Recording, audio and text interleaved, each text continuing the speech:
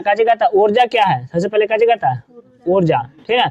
तो ऊर्जा यानी कि काची एनर्जी, ऊर्जा यानी कि एनर्जी ना, काम करने की क्षमता को क्या कहते हैं ऊर्जा कहते हैं। और वस्तु ऊर्जा खर्च करके ही काज करती है, सामान जो है सो ऊर्जा खर्च करके ही काची करता है काज करता है। मशीन जो है ऊर्जा खर्च करके ही काची करता है काज करता है। हम लोग के शरीर भी जो है ऊर्जा खर्च करके ही काम करता है। हम बोल रहे हैं हमारा ऊर्जा काची हो रहा है खत्म हो रहा है, तुम लोग सुन रहे हो तुम्हारा ऊर्जा भी खर्च हो रहा है। अगर कुछ नहीं करोगे फिर भी शरीर की आंतरिक क्रियाएं हो रही, जैसे कि हृदय धड़कना, श्वसन क्रिया, पाचन क्रम, है ना, हार्मोन स्रावित करना, तो इस सब में भी ऊर्जा खपत हो रहा है। अधिकांशतः तो उसमें ही ऊर्जा खत्म होता है, वरना जितना खाते उतना तो ऊर्जा बचले रहता है नहीं।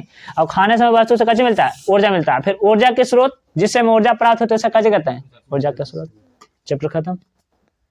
ऊर्जा के स्रोत नहीं, आगे देखो आगे कहता है कि ऊर्जा संरक्षण सिद्धांत क्या है, कच्चे ऊर्जा संरक्षण है ना। तो ऊर्जा को ना तो उत्पन्न किया जा सकता और ना ही नष्ट किया जा सकता, अर्थात सिर्फ इसका रूपांतरण किया जा सकता है। कच्चे किया जा सकता है, इसे कच्चे कहते हैं ऊर्जा संरक्षण के सिद्धांत कहते हैं। जैसे कि जब कोई मोमबत्ती जलाते हैं तो मोम जो है रासायनिक ऊर्जा है, वो जल करके प्रकाश ऊर्जा और उष्मा ऊर्जा में बदल जाता है।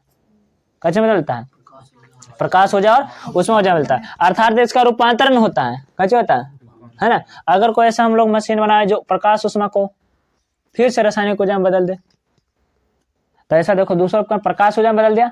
सौर ऐसा सौर ऊर्जा है, सोलर प्लेट, सौर पैनल, है ना, वो क्या करता है प्रकाश ऊर्जा को विद्युत ऊर्जा में बदलता है। फोटो इलेक्ट्रिक सेल, है ना, ऐसा प्रकाश ऊर्जा को फोटोन को कैसे बदलता है, यानी कि एक दूसरे में ट्रांसफर किया जा सकता है। जैसे कि हम बोल रहे हैं ध्वनि ऊर्जा, माइक ग्रहण कर रहा है ना, विद्युत रूप में बदल रहा है, विद्युत रूप में जाकर के मोबाइल में कैसे हो जा रहा है, डिवाइस में विद्युत ऊर्जा में जा रहा है। और जब हम इसको बजाएंगे तो इसका स्पीकर से बाहर क्यों जाएगा, यानी कि विद्युत ऊर्जा से फिर कौन ऊर्जा ध्वनि ऊर्जा। जैसे हम लोग चावल रोटी खाते हैं उसको से मिला ऊर्जा, है ना, और हम लोग बोल के ध्वनि ऊर्जा में काज करते हैं, पेशीय ऊर्जा से काज करते हैं, ठीक है ना। यानी कि ऊर्जा को खत्म नहीं किया जा सकता और निर्माण भी नहीं कर सकते, किसी न किसी वस्तु से हम लोग प्राप्त करेंगे, है ना। कहता है कि ऊर्जा का स्रोत क्या क्या है, जिस पदार्थ से ऊर्जा मिलती है उसे कैसे करते ऊर्जा का स्रोत। जैसे कि एलपीजी गैस होगा, कोयला होगा, पेट्रोलियम होगा, लकड़ी होगा, मुर्गा भात होगा, वो होगा, उसे भी तो ऊर्जा मिल रहा है। लेकिन वो बायोलॉजी में ऊर्जा का चर्चा करेंगे, है ना। लेकिन यहाँ पर एनर्जी फिजिक्स में के, है ना, इलेक्ट्रिक एनर्जी, केमिकल एनर्जी, इस सब के बारे में बात करें, ठीक है। सबसे मेन ऊर्जा का स्रोत है तो सूरज, क्या है सूरज ऊर्जा का निरंतर स्रोत है कच्चे।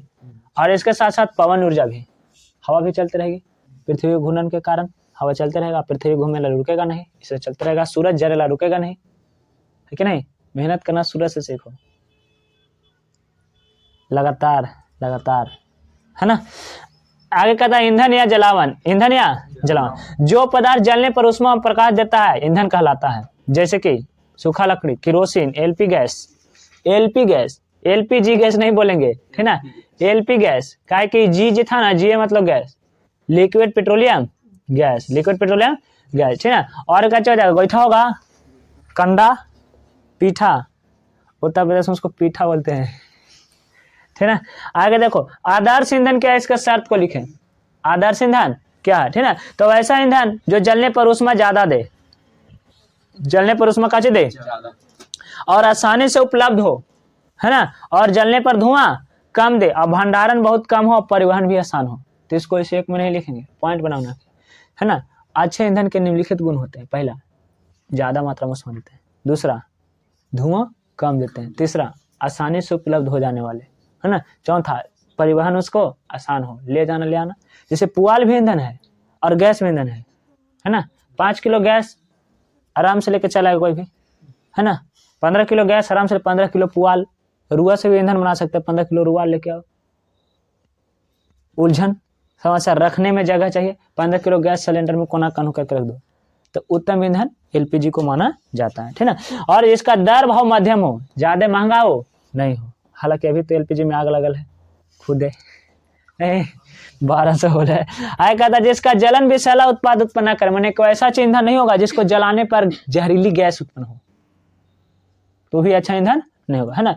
इन्हें कि सल्फर का मान लिया अच्छा ईंधन, मार जराइले हैं, सल्फर डाइऑक्साइड निकाला, सब कोई के धरा दिया, दमा कैंसर, तो अच्छा ईंधन में नहीं आएगा, ठीक ना। अच्छा, उसके बाद आता है जीवाश्म ईंधन। कौन ईंधन, जीवाश्म ईंधन क्या है ना। तो करोड़ों वर्ष तक पृथ्वी का सतह में गहरे दबे हुए पौधे एवं पशुओं के अवशेष द्वारा जो ईंधन प्राप्त होता है उसे काची कहते हैं? जीवाश्म ईंधन।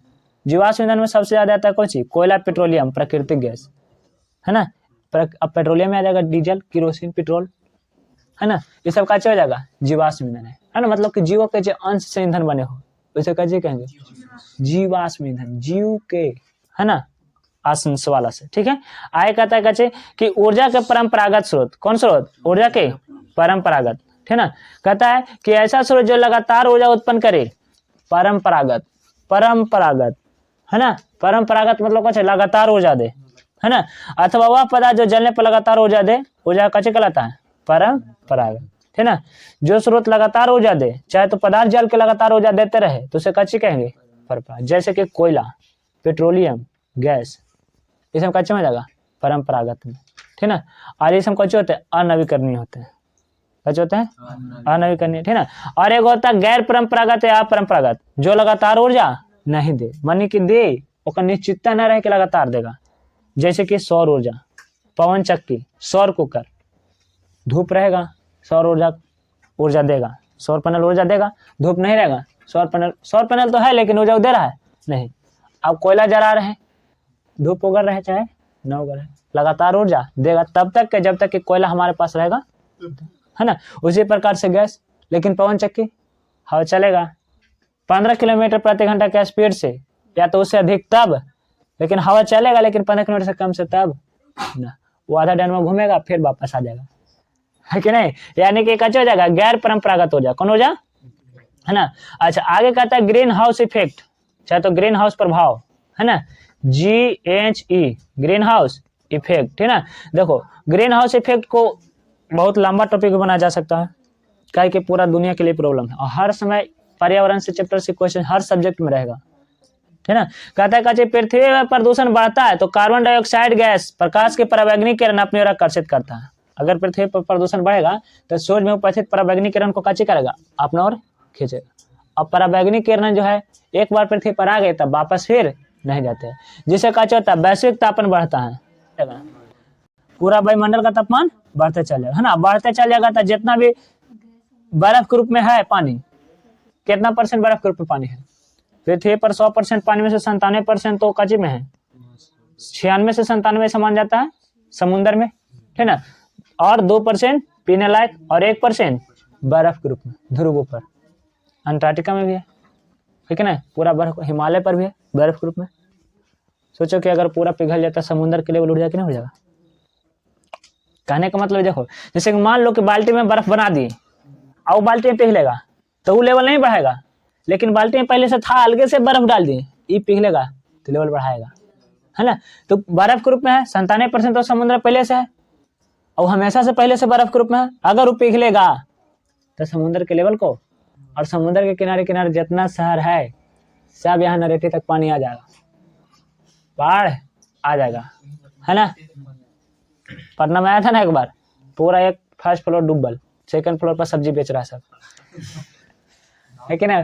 फर्स्ट फ्लोर जितना सामान रख लेता, सोचो उसमें सबसे ज्यादा दिक्कत किसको? फुटपाथ पर रहने वाले को, जेकर एक ताला घर होकर सब प्लेटफार्म पर आकर रहा था।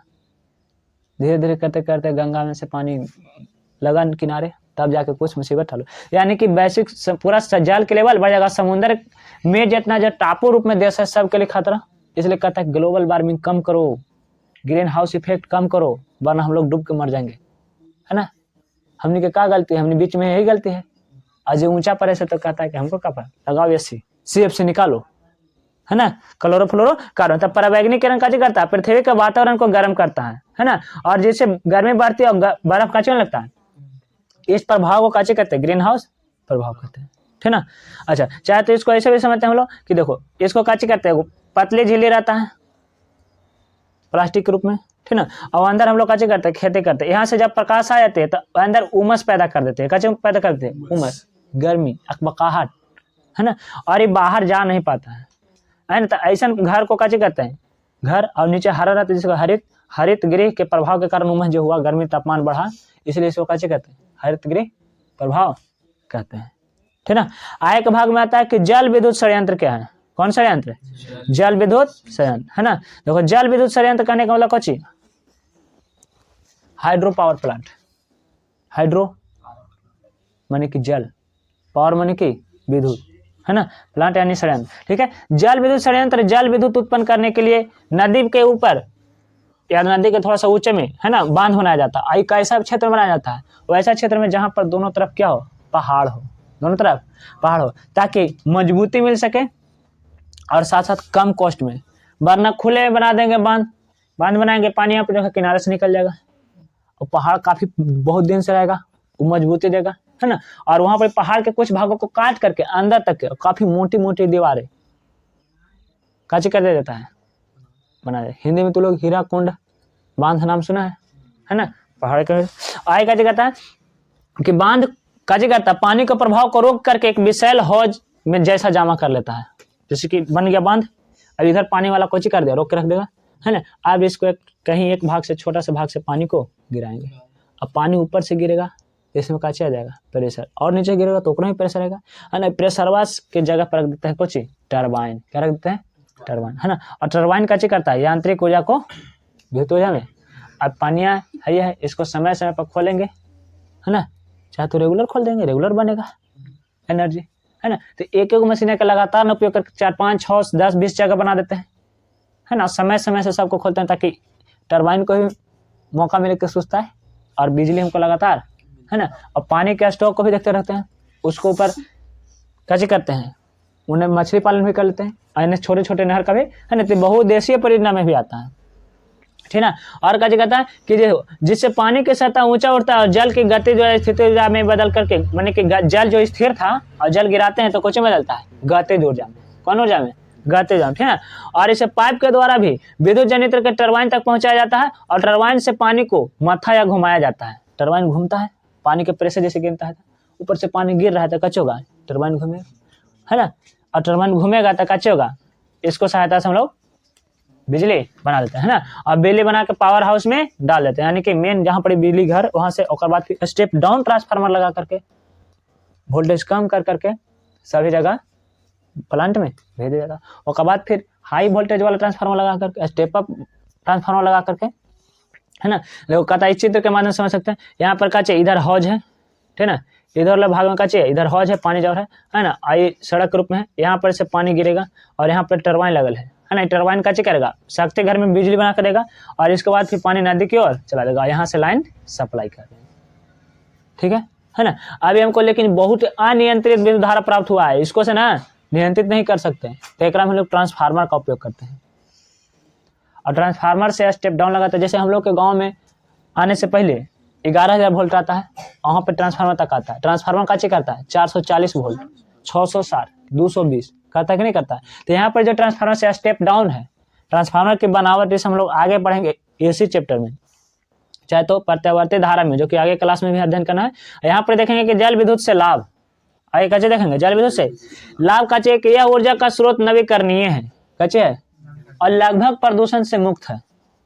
प्रदूषण ज्यादा फैलाता है ना, बस केवल यही है कि पनिया जोर रहता था, जितना कचरा कुचरा रहता सब ला के एक जगह जोर करता है ना, लेकिन ये प्रदूषण फैलाता नहीं। अन्य प्रकार के शक्ति संयंत्र के तुलना में जल विद्युत उत्पन्न करना बहुत कम कीमत के होते हैं।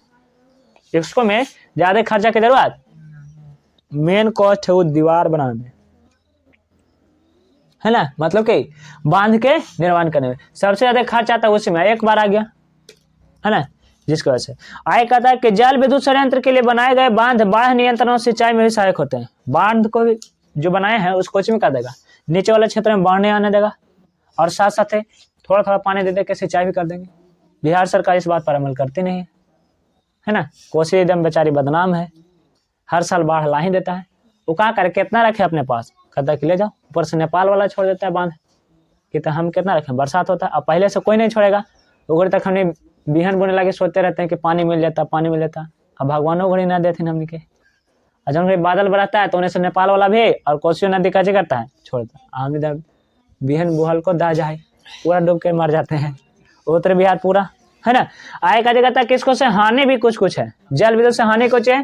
पहला कि सिर्फ सीमित संख्या में ऐसे स्थानों पर, यानी कि पहाड़ी भूभाग पर बांध बनाया जा सकता है, सब जगह बांध नहीं बनाया जा सकता है। कहाँ बनाया जा सकता है, पहाड़ी इलाका में जिसके दोनों छोर पर पहाड़ हो, है ना, यानी कि सब जगह नहीं बना सकता। और दूसरा हानि कि बांध के कारण कृषि योग्य भूमि और मानव निवास के क्षेत्र त्यागना पड़ता है। माने कि जहां पर बांध बना तो आगे वाला भाग में तो पानी जमा रहेगा, है ना, और पानी जमा रहेगा तो उधर बहुत ज्यादा फैल जाएगा पानी। अब जितना लोग पहले से रह रहे थे पहाड़ी इलाका में उस सबको घर का करना पड़ेगा, त्यागना पड़ेगा। जैसे कि नवीनगर में हुआ, सबके अलर्ट मिलल है, हर जब बिजली जब से बनेगा तब फिर कोई नहीं, काहे कि पानी और ज्यादा स्टॉक में रुकेगा, है कि नहीं। आगे कहता है कि जलमग्न वनस्पतियां अनोखी शर्तों के अधीन सड़ती है और मेथेन जैसी बड़ी मात्रा उत्पन्न करते हैं। मेथेन ग्रीन हाउस गैस है, जितना पेड़ पौधा था पन्नी में अंदर सड़ जाएगा, और मेथेन गैस जो कि ग्रीन हाउस को परिकाची करता है, बढ़ाता है। ये समय कर कोचे है हानि। और भी बड़े बड़े बांधों के निर्माण के साथ कुछ समस्याएं जुटी है। समस्या जैसे कि सामान को पहुंचाना उस इलाके में, मजदूरों के अभाव, पहाड़ी इलाका में काम करेगा गिर जाएगा, गैंग्रीन हो जाएगा, हाथ गोड़ काटना पड़ेगा, ठीक है नहीं, बहुत तरह का समस्या, ठीक है ना। गैंग्रीन नाम के आगे पढ़ना हम लोग के। आय का था नवीकरणीय स्रोत, कौन स्रोत, जल वाला ऊर्जा समझ में आया। आय का चाहिए नवीकरणीय स्रोत, जो स्रोत सामग्री के बाद पुनः कुछ ही समय में प्राप्त हो जाता है उसे कच्ची कहते हैं नवीकरणीय। माने कि समाप्त हो पुनः प्राप्त हो सके उसे कच्ची कहते हैं। जैसे कि सौर ऊर्जा, विद्युत ऊर्जा, अभी कटा फिर वापस आएगा, सौर अभी अंधेरा हुआ फिर आ जाएगा, ग्रहण लगा फिर आ जाएगा, है ना, तो इसे कच्ची कहते हैं नवीकरणीय। पवन ऊर्जा कच्चे में होगा नवीकरणीय, ठीक है। अनवीकरणीय जो स्रोत समाप्ति होने के बाद पुनः बनने बहुत ज्यादा समय लगाते हैं, हजारों लाखों साल, है ना, तब जाकर हमें प्राप्त होता है। चाहे तो कह देना है इसे शॉर्टकट में कि जो स्रोत समाप्ति के बाद पुनः प्राप्त न होने की संभावना हो तो उसे कच्ची कहते हैं अनवीकरणीय। जैसे में कोयला, पेट्रोलियम, प्राकृतिक गैस, है ना, ये तीनों आएगा एक में, और सब कस में आ जाएगा नवीकरणीय में। उसके बाद कहता है जीव द्रव्यमान। जीव द्रव्यमान क्या है, कौन सा चीज, जो ईंधन पौधा और पशु के उत्पाद से प्राप्त होते हैं, जो जलने पर अधिक मात्रा में ऊष्मा उत्पन्न नहीं करते हैं उसे कच्ची कहते हैं जीव द्रव्यमान। कच्ची कहते हैं जीव। लकड़ी को जलाने के बाद जो अवशेष बच जाता है उसे क्या कहते हैं, चारकोल कहते हैं। क्या कहते हैं, और कोयला को जला देने के बाद उसके जो अवशेष बचता है उसे कच्ची कहते हैं कोक कहते हैं। क्या कहते हैं, और दोनों कार्बन के अवयव हैं, दोनों कच्ची के हैं, कोयला भी कार्बन, ग्रेफाइट भी, हीरा भी, चारकोल भी, कोक भी। केमिस्ट्री भाषा में केवल उसको कच्ची लिखेंगे, सी लिखेंगे, कार्बन, है ना। अच्छा, उसके बाद एक आता है कि बायोगैस संयंत्र। कौन संयंत्र, जल विद्युत संयंत्र तो हो गया, जल से विद्युत शक्ति बनाएंगे। यहाँ पर कौन संयंत्र है, बायोगैस संयंत्र। गोबर गैस संयंत्र भी इसको कहते हैं, क्या कहते हैं, गोबर गैस संयंत्र, ठीक है। कहता है कि बायोगैस का साधारणतः नाम गोबर गैस है। साधारण नाम क्या है इसका, गोबर गैस है, ठीक है। और इसको बनाने के लिए ईंट से बना एक गुबंद के रूप संरचना होता है। इसमें 2 द्वार खुले होते हैं, कितने द्वार खुले होते हैं, और गैस निकलने के लिए एक अलग गैस द्वार जो ऊपर की ओर खुलता है। आई थोड़ा देहातों में अधिक प्रचलन में होता है, क्या कि देहात में, है ना, गोबर जो है बहुत आसानी से प्राप्त हो जाते हैं, ठीक है ना। और इसके साथ क्या कि एक द्वार से काजे डालते हैं गोबर, पानी और सड़ने वाला चीज, सड़ने वाला नहीं सड़ने वाला चीज उसमें नहीं डालते हैं, ठीक ना। और उसके साथ दूसरा द्वार से काची होता है, जितना सड़ जाता है उसके बाद से दूसरा द्वार से निकलता है। और इसमें सूक्ष्म जीवाणु जो होते हैं ना, इससे कोची करते हैं, मीथेन गैस में सड़ाते हैं उसको। कौन सा गैस में, और उसके साथ कार्बन डाइऑक्साइड, हाइड्रोजन और हाइड्रोजन सल्फाइड, ये सब गैस बन करके ऊपर वाले भाग से जमा होता है, जिसे हम लोग टंकी में भर देते हैं मशीन की सहायता से, है ना।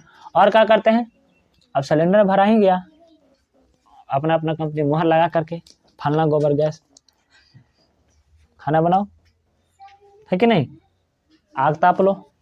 अब गैस है उसको जो बात कर, है ना। इसमें बायोगैस में मीथेन कितना % होता है, 72 से 75% है। कितना % है ना। हाँ, और यह एक आदर्श है, आदर्श ईंधन है ना। और नवीकरणीय भी है, कच्चे है नवीकरणीय। इसका चित्र कुछ इस प्रकार से होता है, ठीक है, कि इसमें कच्चे रहता है, हौज बनल है, ठीक है, और हौज में कच्चे इस तरह से जाए डालेंगे इसको, है ना। इधर से मट्टी उट्टी के माने कि मट्टी नहीं डाल के गोबर उबर यहाँ पर आकर के सड़ेगा, गलेगा, यहाँ पर से गैस ऊपर की ओर निकल जाएगा। यहाँ पर से बेकार के चीजों का कर देंगे, निकाल देंगे, जिसका उपयोग खाद में कर सकते हैं, ठीक है ना। और ये गैस को कच्चे उपयोग कर सकते हैं, ईंधन के रूप में उपयोग करते हैं। तो बायोगैस से लाभ कच्चे है, ये अलग क्वेश्चन ही बन सकता है केवल कि बायोगैस से लाभ क्या है। तो बायोगैस से पहला लाभ ही सस्ता होता है, कच्चे है सस्ता होता है ना। क्या कि हम लोग जो इसको बीगने वाले थे गोबर वगैरह, सब्जी के छिलका, है ना, वो सब क्या काचे होगा, उपयोग हो जाएगा। और उसके बाद जो अवशेष बनेगा उसका उपयोग हो जाएगा खाद के रूप में, यानी कि काफी सस्ता है ना। और साथ साथ यह चलाने में सुविधाजनक होता है, इसको में करना कुछ नहीं, बस एक द्वार से डालो, है ना, सड़े गलेगा तो अपने सड़ल कर सब ऊपर चल जाएगा, घनत्व कम होने के कारण वो अपने से निकलेगा, है ना, उसको एक बार ट्रैक्टर से डाल करके बाहर बिक दो, यानी कि सुविधाजनक, कोई खास परेशानी नहीं है, ठीक ना। बांध बनाने की जरूरत है नहीं है कि ना, टंकी पर ना। और कच्चे इस सभी जगहों पर आसानी से बनाया जा सकता है, सभी जगहों पर कच्चे से बनाया जा सकता है। नीचे रहेगा हौज बना, इसे बचे अवशिष्ट खाद के रूप में कार्य करते हैं और यह वायु प्रदूषण नहीं करता है, नहीं कर रहा। आई गाँव में सबसे आसानी से उपलब्ध हो जाता है ना, लेकिन यह भी प्रचलन के रूप में नहीं है। शुरू में प्रचलन के रूप में आया था, लेकिन अब उतना नहीं, ठीक ना। इसके बाद आता है पवन ऊर्जा। कौन ऊर्जा? पवन ऊर्जा क्या है ना, यह एक दृढ़ आधार है जो कि लंबा स्तंभ के ऊपर, खंबे के ऊपर स्थित रहता है, खंबे के ऊपर कैसे रहता है, पंख के रूप में, है ना। इसमें 3 बड़ा पंखा होता है या डायना रहता है, किसमें? पवन चक्की में, ठीक है। और यह हवा में पंखा घूमता है और इसमें एक मशीन लगी होती है, टरबाइन की सहायता से जो यांत्रिक ऊर्जा को विद्युत ऊर्जा में बदलता है। अथवा यांत्रिक ऊर्जा को यांत्रिक ऊर्जा से पट्टा लगा करके हम लोग ट्रांसफॉर्मेशन करते हैं एनर्जी को, और चक्के भी चलाते हैं, मोटर भी चलाते हैं, किस चक्के से, है ना। इस प्रकार से कुछ होता है। ये कौन क्षेत्र में रहता है? खुले क्षेत्रों में ज्यादा रहता है, जहाँ बंजर जमीन है वहां पर पवन चक्की को स्थापित कर दिए, है ना। अब उसमें कुछ अच्छा होगा, कुछ नहीं तो कम से कम पवन चक्की तो होगा ना, लेकिन इसके लिए कम से कम कितना चाहिए स्पीड? 15 किलोमीटर प्रति घंटा, ठीक है। पवन ऊर्जा से लाभ क्या है कि नवीकरणीय ऊर्जा है। कैसा ऊर्जा है? और पर्यावरण के अनुकूल है, पर्यावरण नुकसान पहुंचाने वाला नहीं है, ठीक है। और विद्युत उत्पादन के लिए आवर्तक और कोई ज्यादा कोई खर्चा नहीं है, बस कैसे लगा देना है, चक्के लगा देना है, ठीक है। भारत के कहाँ कौन एरिया में है? भुज वाला में, भुज वाला है। और डेनमार्क को पवनों का देश भी कहते हैं, काहे वहां पवन चक्की सबसे ज्यादा है। इसका कुछ कुछ सीमा है। पहला सीमा कि उन्हीं जगहों पर स्थापित किया जा सकता है जहां पर अधिक भाग में हवा चलता हो, जहां हवा नहीं चलेगा वहां लगाने के कोई फायदा भी नहीं है, ठीक है। और इसको चलने के लिए कम से कम कितना किलोमीटर प्रति घंटा स्पीड होना चाहिए हवा की? 15 किलोमीटर। और अभी जो हवा चल रहा है ये 6, 7, 8 किलोमीटर प्रति घंटा से, है ना। आगे कहता है कि जब पवन नहीं होता है तो ऊर्जा के लिए दूसरा उपकरण होना चाहिए ताकि कुछ चल सके। सोलर प्लेट वहीं पे लगा दो, फिर पवन चक्की चलाओ, नहीं तो फिर, है ना, या तो पवन चक्की चल रहा नहीं चल रहा था, सोलर प्लेट लगा दो, सोलर से कैसे करो, ऊर्जा को प्राप्त करो और जो काम करो उसको करो, ठीक है। और इसको कैसे कहता है, इसको फार्म लगाने के लिए बहुत ज्यादा बड़ा क्षेत्र चाहिए होता है। 2 हेक्टेयर में लगभग 1 मेगावाट बिजली उत्पादन करता है। कितना हेक्टेयर में? 2 हेक्टेयर में पवन चक्की लगाएंगे। ऐसा तो नहीं कि एगो इधर से लगा दे, एगो इधर से लगा दे, ये चलेगा ही नहीं। काहे कि जौन इधर से हवा मारेगा, है ना, तो ये वाला चलेगा, लेकिन ये वाली उल्टे घुमा देगा कि नहीं, तो इस तरह से नहीं। तो इसलिए सबको काची कहता है, देखा जाता है। और उसके साथ मूवमेंट वाला होना चाहिए, जिस तरह हवा चल रहा है उसको तो इस तरह से इतना पंखा का हवा ऐसे घूमेगा तो इतना दूर तक रहना चाहिए। डायना भी काफी बड़े बड़े होते हैं, इसलिए उसको दूरी पर लगाया जाता है ना। फार्म स्थापित करने में प्रारंभिक लागत बहुत ज्यादा होता है, शुरू में बहुत ज्यादा पूंजी लगता है ना। काहे कि पंखा लगाएंगे, उतना बड़ा मशीन लगाएंगे, टरबाइन लगाएंगे, बहुत ज्यादा महंगा होता है ना। और यह प्राकृतिक आपदा से बचाव के लिए थोड़ा सा रख रखाव कर सकता होता है, यानी बिजली गिरेगा उसको से भी डर लगा रहता है। साथ साथ कोई टेक्निकली अगर शॉर्ट सर्किट हो जाए जिसकी वजह से डायना गिरने की संभावना बना रहता है ना, इसलिए थोड़ा सा कच्चे इसका ये हानि है, ठीक। और इसके बाद आता है सौर ऊर्जा। कौन ऊर्जा आता है? सूरज। सूरज से जो प्राप्त होता है उसे कैसे करते हैं? सौर ऊर्जा कहते हैं। एक सौर पैनल या सौर सेल के सबसे ज्यादा उपयोग करते हैं। हालांकि मुख्य ऊर्जा का स्रोत क्या है? सूरज ही। कौन है? सूरज है, सूरज है, कैसे है? सूरज है। देखो मेन कौन ऊर्जा का स्रोत है? सूरज, यानी कि सन, सौर, है ना, सूर्य, कैसे, है ना। इसके बारे में सबसे पहले किसकी उत्पत्ति लगभग 5 अरब साल पहले हुआ था, और 5 अरब साल अब आगे चलेगा, यानी कि इसकी उम्र लगभग 10 अरब साल है। 5 अरब साल ये जी लिया है, 5 अरब साल और चलेगा, है ना।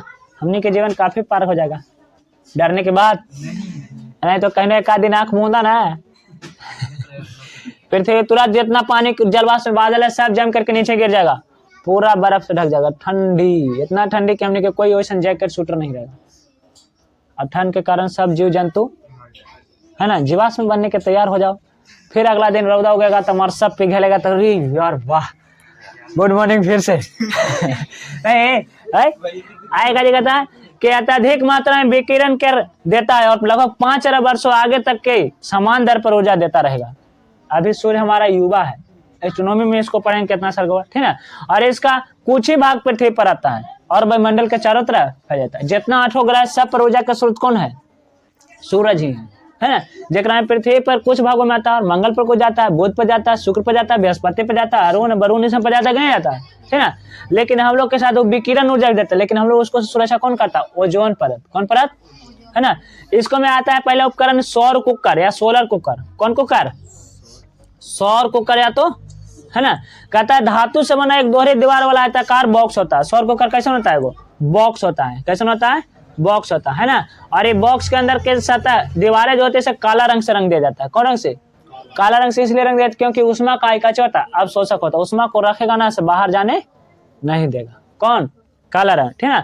और इसमें क्या कहता है? इसमें एक समतल दर्पण होता है, विशेष कोने पर लगाया जाता है ना। समतल दर्पण होता है और सूर्य के प्रकाश को बॉक्स के अंदर परिवर्तन करके भेजता है, और इससे कच्चे होते हैं, उष्मा उत्पन्न होते हैं, और उसमें खास विशेष प्रकार के बर्तन रखे जाते हैं जो कच्चे होते हैं, ढक्कन युक्त होते हैं। यानी कि इसमें भूनने या तलने वाला नहीं किया जा सकता, एक बार में जो भोजन पक जाए वही इसमें बनाया जा सकता है, ठीक ना। और इसमें छिछले बर्तन रखा जाता है, उसे बाहरी भाग काला से रंगा होता है। देखो बर्तन का ये बाहरी भाग कैसे रंगा होता है? काला से। और बॉक्स जो है उसका बाहरी भाग नहीं, अंदर वाला भाग कैसे रंगा होता है? काला से। अब वो उष्मा जोर करेगा, ये भी उष्मा को करेगा, शोषित करेगा, काला था। और अंदर दम उतना उष्मा उत्पन्न कर देगा, इतना गर्मी उत्पन्न करेगा, अंदर वाला चीज कुछ होगा, खोल जाएगा, है ना। चावल गर्म हो जाएगा, भात बन जाएगा, और सब्जी एक डाल दे, एक थोड़ी में जो बनने वाला पदार्थ है, खिचड़ी खीर, है कि नहीं। और कच्चे बर्तन बॉक्स के अंदर रखना, ऊपर सतह पर होता है। इसमें कच्चे होता है, कलेज कांच की प्लेट से ढक दी जाती है, कांच के प्लेट से कच्चे कर देता है। और इसके बाद सूरज के विकिरण पूरा अंदर जाता है, और अंदर कम से कम 150 डिग्री सेल्सियस तक पहुंच जाता है ना। और यह डिपेंड करता है कच्ची पर, सूरज के तापमान पर। इसके लिए लगभग कम से कम 1-1.5 घंटा लग जाएगा।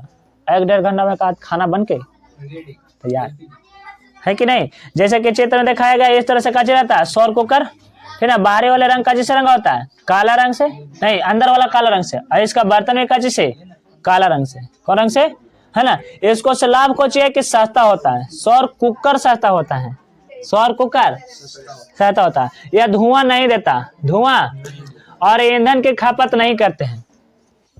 अलग प्रकार से कुछ चाहिए इसको, चूल्हा अपने, गैस अपने, बर्तन भी होकर अपने, है कि नहीं, कुछ नहीं चाहिए। बर्तन विभिन्न प्रकार खाद्य पदार्थ कुकर भीतर, कुकर में जो बर्तन है उसमें रख करके पकाया जा सकता है, ठीक है। अच्छा, लेकिन एक कुछ कुछ नुकसान भी है। पहला नुकसान का चाहिए कि इसका उपयोग सिर्फ दिन में करेंगे। काचे करेंगे? दिन में। रात में करेंगे? नहीं करेंगे, है ना। और दिन में भी सिर्फ गर्म जलवायु वाले क्षेत्र में, ठंडा वाले में नहीं कर सकेंगे, है ना। कहेंगे ठंडा नहीं तो ज्यादा समय लगेगा। जाड़े या बादल वाले दिन में भोजन पकाने में लंबा समय लेता है, और तलने वाला रोटी पकाने में इसका उपयोग, तो भुंजिया कैसे भून जाएगा, यानी कि अच्छा बात नहीं है। कढ़ाई डालेंगे कैसे? बंद बर्तन रहेगा, है ना। अच्छा, इसके बाद आता है सौर सेल। कौन सेल?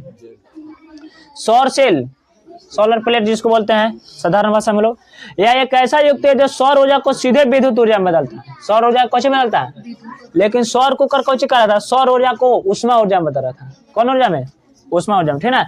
अच्छा, सौर ऊर्जा का बनावट कैसे होती है? तो सौर सेल के बनावट अर्धचालक से होता है। कैसे होता है? अर्धचालक। कौन सिलिकॉन और आर्सेनिक, सिलिकॉन, है ना। इसका चालकता बहुत कम होता है, लेकिन इसमें अल्प मात्रा में कुछ मिला देते हैं। वर्ग 15 का तत्व था, वर्ग 13 का तत्व, उसको कहते हैं डोपिंग। कैसे कहते हैं? डोपिंग, ठीक ना। और इससे उसकी चालकता बढ़ जाती है, इससे उसके कैसे होते हैं? चालकता, और चालकता बढ़ जाती है, इससे सुचालक जैसा काम करने लगता है, और धारा कैसे करना है? प्रभावित करता है। और ये सीधे विद्युत ऊर्जा को बदलती, सौर ऊर्जा को बदलता है, विद्युत ऊर्जा में बदल देता है ना। और जब इस सौर पैनल को बहुत ज्यादा मात्रा में उपयोग करते हैं तो उसे कैसे कहते हैं? सौर फार्म कहते हैं। क्या कहते हैं? सौर फार्म, ठीक है। इसका लाभ क्या है? लाभ है कि सौर सेल कोई हिस्सा चल नहीं होता, माने कि इसको इधर उधर घुमा नहीं सकते, इसलिए बहुत कम जगह में रह जाता है। छप्पर के ऊपर, छत के ऊपर, टेम्पो के ऊपर, है कि नहीं। अभी बैटरी वाला जो गाड़ी है, कुछ दिन में सोलर वाला आ जाएगा, स्थिर रहेगा स्टैंड पर, तो चार्ज हो जाए उसको से बैटरी। हालांकि छज्जा है, लेकिन डर रहता है कि कहीं ऊपर से कोई कुछ गिरा ना दे, है कि नहीं। गली में गुजर रहा है, 10 ताला कोई का घर है, ऊपर से गिरा देगा अगर, तो संवेग उसका ज्यादा हो जाएगा। एगो इतना बड़ा कंकड़ भी फिर भी बहुत ज्यादा लगेगा, टूट जाएगा।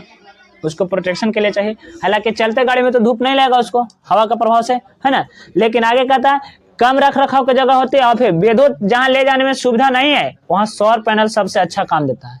जहाँ पर ले जाए, जैसे कि मान लो 2-4 घर हैं, है ना, और वहां पर तक बिजली ले जाए, बहुत मुश्किल से कहेंगे धरो सौर पैनल का उपयोग करिए आप लोग, ठीक ना, अथवा बैटरी का भी, ठीक है। और सौर पैनल का चाहिए महंगा होने के बावजूद भी इसका उपयोग वैज्ञानिक करता है सबसे ज्यादा इसका उपयोग कौन करता है? कोची में, उपग्रह में, स्पेस स्टेशन में, काहे के ऊपर में तो सब घड़ी सूरज का ऊर्जा मिल रहा है। स्पेस स्टेशन जो होता है उसमें हमेशा काची रहता है, सौर पैनल लगा रहता है। सैटेलाइट में जो रहता है हमेशा काची हो, सौर पैनल हमेशा ऊर्जा ले रहा है सौर से और घूम रहा है, अपना चक्कर कर रहा है, ठीक ना। आगे का जो कृत्रिम उपग्रह अंतरिक्ष में भी यातायात सिग्नल में, कच्चे में यातायात सिग्नल में, कैलकुलेटर में और अनेक खिलौने में भी लगे होते हैं सौर पैनल। कुछ दिन अभी हम लोग के घर में टॉर्च जो होता है उसमें सौर से लगा रहता है ना। मोबाइल में भी वो आया था, सोलो कंपनी निकाला था, लेकिन उसका सफल ज्यादा नहीं रहा, है ना। चार्ज करने की कोई जरूरत नहीं है, चलाते रहो। पीछे में दिया था सौर पैनल, हमको आगे देता डिस्प्ले पर, है कि नहीं? नहीं, चलित रहता आएगा लेकिन सक्सेस नहीं हुआ। रेडियो या बेतार संचार प्रणाली में, टेलीविजन या रिले स्टेशन में सौर पैनल का उपयोग किया जाता है, ठीक है। लेकिन एकर भी कुछ न कुछ हानि है। किसका? सौर सेल के। पहला हानि क्या है कि सिलिकॉन जो कि सौर सेल में उपयोग होता है वो बहुत कम मात्रा में प्रकृति में, कौन? सिलिकॉन, जेकरा वजह से कुछ मिलता है महंगा, कुछ मिलता है। और निर्माण के संपूर्ण करने में अभी बहुत खर्चीला है, सौर पैनल बनने में बहुत अभी भी खर्चा लगता है, जेकरा वजह से भी कुछ मिलता है महंगा, सबको इसको खरीदने में अफोर्डेबल नहीं होगा, ठीक ना। और कच्चे उच्च कीमत होने के कारण सौर सेल का उपयोग कुछ हो गया है, सीमित हो गया है। सौर सेल का उपयोग कुछ हो गया है, यहाँ तक को देखकर आगे के भाग में कुछ है ज्वारीय ऊर्जा। कौन ऊर्जा? ज्वारीय ऊर्जा। कौन ऊर्जा? ज्वारीय ऊर्जा किसे कहते हैं? देखो पृथ्वी जब घूमती है, कौन सी घूमती है ना, और चंद्रमा के गुरुत्वाकर्षण के कारण खिंचाव करते हैं। पृथ्वी के पास गुरुत्वाकर्षण बोले और चंद्रमा के पास, लेकिन पृथ्वी का द्रव्यमान ज्यादा है, जिसका द्रव्यमान ज्यादा गुरुत्वाकर्षण बोले उसका बहुत ज्यादा, माने बहुत ज्यादा, जितना रहेगा उतना। जैसे बृहस्पति के पास ज्यादा है ना, इसलिए क्षुद्र ग्रह को अपनी ओर खींच के रखते हैं, ठीक ना। और पृथ्वी का भी बहुत, सूरज का भी बहुत ज्यादा है, तो सूरज भी खींचता, लेकिन दूरी ज्यादा बढ़ जाता है, जगह से कम उतना नहीं करता। लेकिन पृथ्वी से चांद की दूरी बहुत कम है। कितना है दूरी है? 3,84,000 कुछ किलोमीटर, ठीक है। अब मीटर सेंटीमीटर बताते रहना। आएगा जी कहता है कि इसमें क्या होता है, खिंचाव करता है, तो चंद्रमा भी खींचता है। पृथ्वी चंद्रमा को खींचती है और चंद्रमा पृथ्वी को खींचने की कोशिश करते हैं, मैंने कि दोनों कोशिश। अब बेचारा एकरा में पड़ जाता है समुद्रवा, है ना, समुद्र वाला पानी। देखो अब कोई चीज माथा पर तुम ले ले हो और माथा में लिक्विड चीज है, घड़ा में करके, है ना, तुमको हाथ को खींच रहा है, तुम भले नहीं खींचा, लेकिन पनिया काची करेगा, छिलकेगा, है कि नहीं। और यह होता है समुद्र पर, सब जल लेवल का चाहिए समान है। और पृथ्वी जो खींचता है, तो पृथ्वी को तो नहीं खींच पाता, लेकिन जल के सतह को काफी करके उठा देता है, जिसे कोची करते हैं ज्वार। लेकिन इसको ज्वार नहीं कहते, पानी के लेवल किनारे आ जाना ज्वार, और चल जाएगा तो कुछ कहेगा भाटा, है ना, ज्वारीय कहते हैं, कभी कहते हैं, है ना, उठता गिरता है। इस घटना को ज्वार, निम्न ज्वार या ऊंच ज्वार कहते हैं, है ना। और इसमें सागर के तलों पर क्या करता है, जब खींचा तो चल गया पानी इधर, है ना, और जब छोड़ दिया होगा तो आगे होगा, तेने रख रहते हैं बना कर टरबाइन, मारता है एक तो झटका कस के, है ना, तो उसको में काची होता है, कंपन उत्पन्न होता, उस ऊर्जा को काची करते हैं, विद्युत ऊर्जा में बदल देते हैं, ठीक ना। और फिर है सागर से ऊर्जा, कौन सी ऊर्जा, है ना, जैसे ज्वारीय ऊर्जा, तरंग ऊर्जा, ठीक है, सागर तापीय ऊर्जा, इस सब की संभावना काफी अधिक है, जिसका उपयोग हम लोग काची करेंगे बाद में, भविष्य में।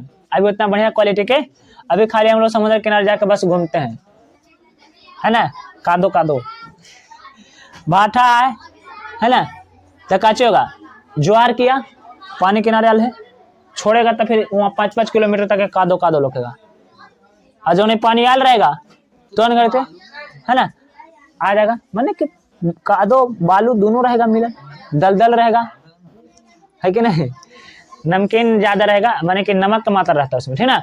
आए कहता जीव, द्रव्यमान, पवन और महासागर तापीय ऊर्जा का अंतिम स्रोत कौन है? सूर्य है। सबसे मेन ऊर्जा स्रोत का है? सूरज है। क्या है?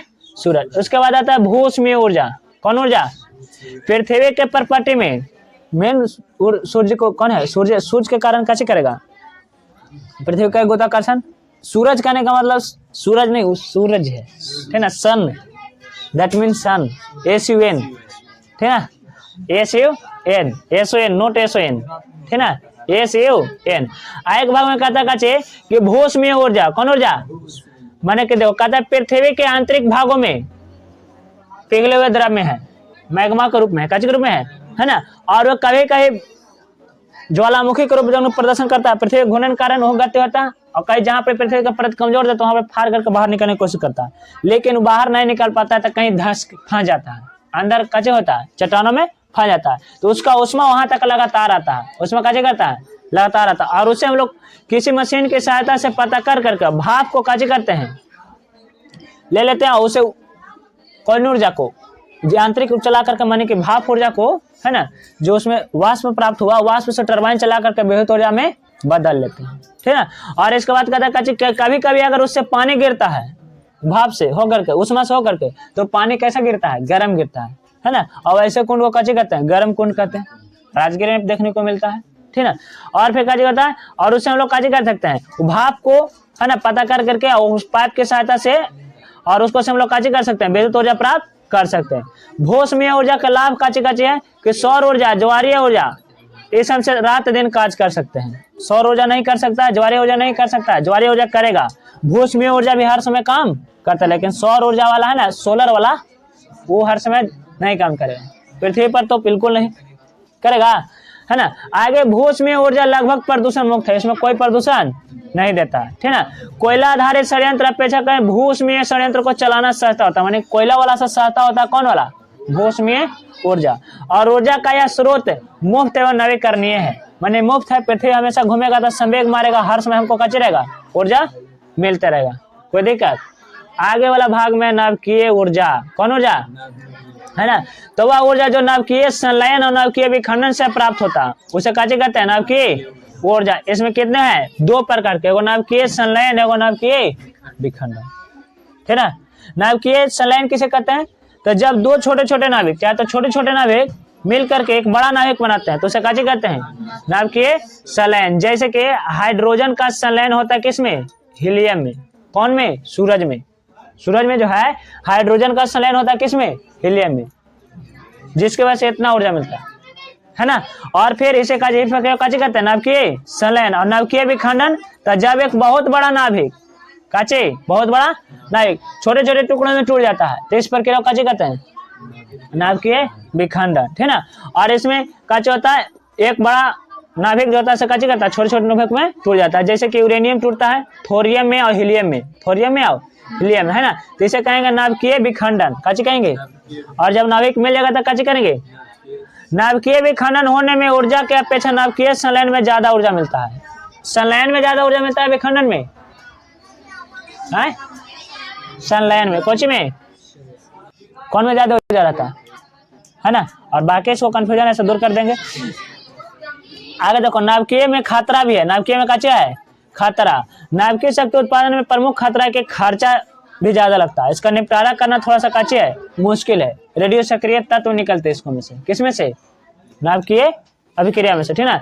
इसका हानि काचे है कि इसका जो बनाने वाला यंत्र बनाते हैं, मशीन बनाते हैं, वो खर्चीला हो जाता है, मोटी मोटी 20-20 फीट 30-30 फीट के कंक्रीट वाला दीवार बनाते हैं, ताकि गामा किरणें भेद करके बाहर नहीं जाए, ठीक है ना। और साथ साथ कि जिससे बनता है यूरेनियम थोरियम से, ये भी बहुत कम मात्रा में पाया जाता है, कौन सा चीज, रेडियो सक्रिय जो तत्व है यूरेनियम इस समय जे, ठीक है।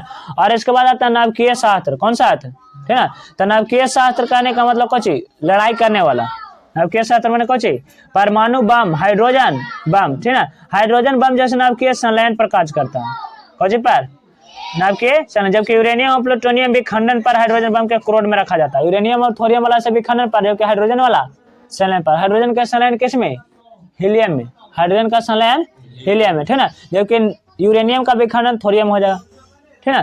तो इस तरह से काचे होता है, नाभिकीय विखंडन और नाभिकीय संलयन। इसका परमाणु के रूप में परमाणु ऊर्जा संयंत्र बनाते हैं, है ना, इसका परमाणु बना करके, लेकिन एक में कंट्रोलेशन करते हैं, फिर उसमें नियंत्रक, छड़, ये सब का उपयोग किया जाता है, ठीक है ना। और यह पाठ यहीं पर काचे होता है, समाप्त होता है।